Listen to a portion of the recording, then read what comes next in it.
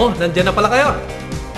Pagkatapos ng usapang baboy, pag-uusapan naman natin ang tungkol sa ruminants, gaya ng kambing, tupa, baka at iba pa, o KTB at iba pa. Uunahin natin dito ang kambing dahil sa kasalukuyan, ang kambing ang pinaka may potensyal na pagkakakitaan ng ating mga kanayon kung ikukumpara natin sa mga iba pang ruminants. At kung bakit, tutugunan po natin yan, sasagutin natin yan sa susunod na Sabado. Ito po, ibibigay ko po sa inyo ang mga iba't ibang paksa tungkol sa goat production.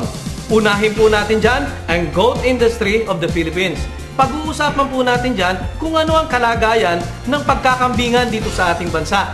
Pangalawa po dyan, yung why raise goats? Bakit po natin alagaan ang kambing kumpara po sa mga ibang ruminants?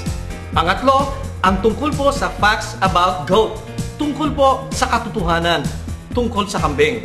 Ang pang-apat, economics about goat production.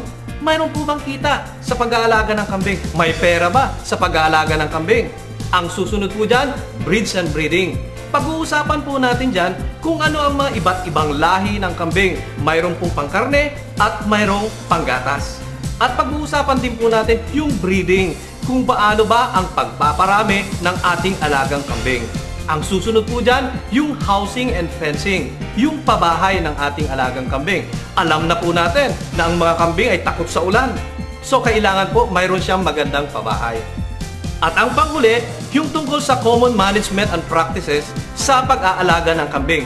Dito po natin tatalakayin yung mga iba't ibang farm activities. Katulad po ng hoof trimming, yung pagpuputol ng kuko ng kambing, yung pagpuputol ng sungay o dehorning, at record keeping at iba pang mga farm activities.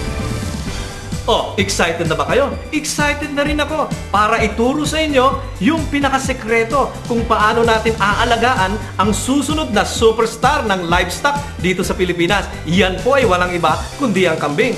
Kaya enroll na po kayo dito sa KTB at iba pa. Susunod na po si Doc Lilian para sasabihin sa inyo kung paanong mag-enroll dito sa mga modules natin. Dito lamang sa K+.